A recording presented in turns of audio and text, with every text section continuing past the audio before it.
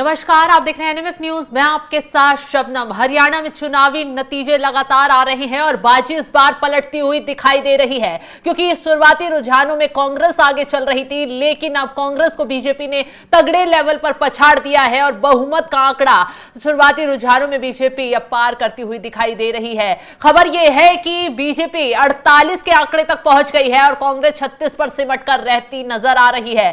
कांग्रेस ने पहले बहुमत का आंकड़ा पार किया, लेकिन उसके आगे जब गिनती बढ़ती गई तो कांग्रेस पिछड़ गई और बीजेपी बहुमत का आंकड़ा पार कर 48 पर पहुंच गई है। 2 सीटें बहुमत से ऊपर बीजेपी चल रही है, तो यानी कि इस बार हरियाणा में फिर से बीजेपी की सरकार बनती हुई दिखाई दे रही है। लेकिन एक कारण कांग्रेस की हार का यह बताया जा रहा है कि कांग्रेस अगर हारती है तो इसका जिम्मेदार सिर्फ और सिर्फ उसके 3 बड़े नेता होंगे, क्योंकि आखिरी वक्त पर इनकी लड़ाई ने कांग्रेस को बहुत बड़ा नुकसान पहुंचाया। वोटर भी इनसे नाराज हो गए, क्योंकि एक तरफ हुड्डा परिवार था, वो दावा कर रहा था कि अगर कांग्रेस जीतती है तो मुख्यमंत्री वही होगा। हुड्डा परिवार को दनादन आलाकमान की तरफ से टिकट बांटे गए। उसके बाद कुमारी शैलजा जो ये दावा कर रही थी कि इस बार मुख्यमंत्री की दावेदार उम्मीदवार उन्हें बनाया जाए कांग्रेस की तरफ से, लेकिन आलाकमान ने भी उनको साइडलाइन किया और कहीं ना कहीं हुड्डा परिवार ने भी कुमारी शैलजा को दबाने की कोशिश की, जिसकी वजह से कुमारी शैलजा नाराज हो गई।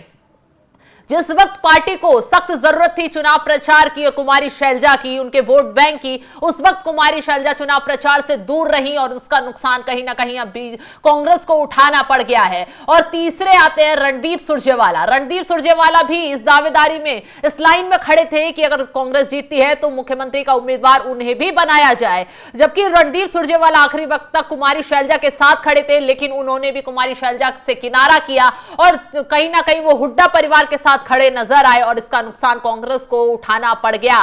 तीनों की गुटबाजी, तीनों की लड़ाई ने राहुल गांधी के अरमान पर पानी फेर गया, क्योंकि राहुल गांधी को आखिरी वक्त पर उम्मीद थी कि जिस तरीके से उन्होंने आरक्षण का मुद्दा इस बार चुनाव में खेला, लोकसभा चुनाव में तो उन्हें बढ़त मिल गई, लेकिन कहीं ना कहीं यह जाट आरक्षण के मुद्दे पर जैसे कांग्रेस ने हरियाणा में खेलने की कोशिश की, ओबीसी मुद्दे को भुनाने की कोशिश की, उसमें खुद ही कांग्रेस फंसती हुई नजर आई। क्योंकि मुद्दा उठाया गया कि कुमारी शैलजा जिस समुदाय से आती हैं, कांग्रेस ने उस समुदाय की अनदेखी की, उनको दरकिनार किया।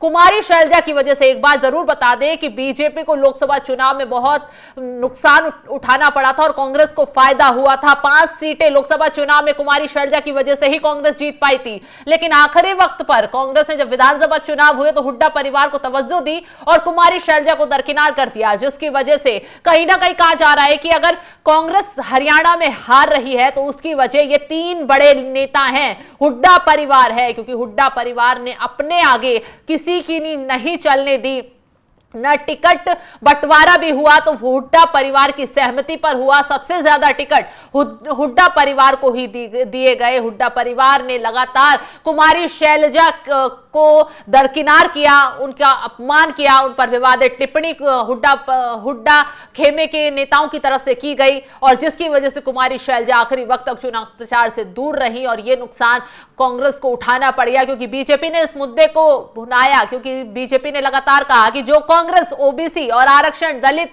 और पिछड़ों की राजनीति करती है, वो अपने ही एक दलित नेता के साथ ऐसा व्यवहार कर रही है जिसकी वजह से लोग भी कांग्रेस से नाराज होते नजर आए और उसका नुकसान अब कांग्रेस को हरियाणा में उठाना पड़ गया। हालांकि जो कांग्रेस शुरुआती रुझानों के नतीजे आने पर जश्न में डूब गई थी, जश्न मना रही थी, अब वहां कहीं ना कहीं मातम दिखाई दे रहा है। कांग्रेस कार्यालयों पर सन्नाटा बरस गया है। जलेबियां भी पैक कर दी गई हैं। जो जलेबियां बंटनी शुरू हो गई थी उनके डब्बे अब पैक होकर रख गए हैं, क्योंकि कांग्रेस अब हरियाणा में पिछड़ती हुई दिखाई दे रही है। कांग्रेस 36 सीटों पर और बीजेपी 48 सीटों पर बढ़त बनाती हुई दिखाई दे रही है।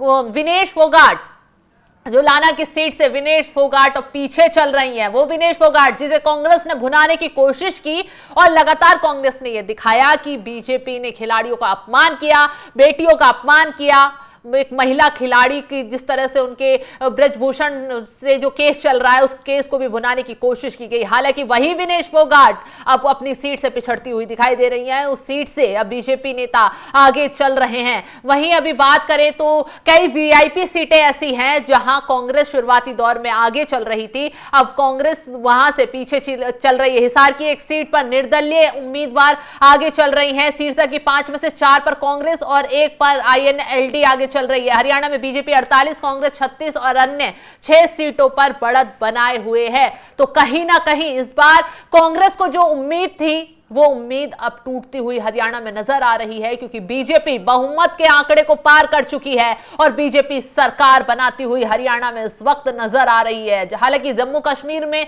बीजेपी को नुकसान उठाना पड़ा है, जम्मू कश्मीर में बीजेपी पिछड़ती दिखाई दे रही है और गठबंधन आगे जाता हुआ दिखाई दे रहा है। तो अर्जुन चौटाला जो है वो अपनी सीट से आगे चल रहे हैं और बीजेपी 48 सीटों पर बढ़त बनाए हुए है।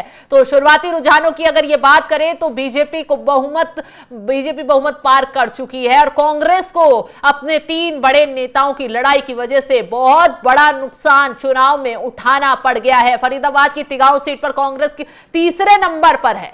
वो सीटें हैं जहां कांग्रेस को उम्मीद थी कि निर्विरोध जीत जाएंगे, बहुत ताकतवर तरीके से जीत जाएंगे, बहुत ज्यादा वोटों की गिनती में आगे रहेंगे, लेकिन ये वो सीटें हैं जहां से कांग्रेस पिछड़ती हुई दिखाई दे रही है। हरियाणा की अगर फरीदाबाद की 6 सीटों में से 4 पर बीजेपी आगे चल रही है, 1 पर निर्दलीय आगे चल रही है और 1 सीट पर कांग्रेस आगे चल रही है। फरीदाबाद की 6 सीटें कांग्रेस हारती हुई कहीं ना कहीं दिखाई दे रही है। तो फिलहाल जिस तरीके से अब हरियाणा में बड़ा उलटफेर रुझानों में देखने को मिला है और सारे एग्जिट पोल फेल होते हुए नजर आ रहे हैं, तो तमाम खबरों की अपडेट के लिए आप हमारे साथ बने रहिए। नमस्कार।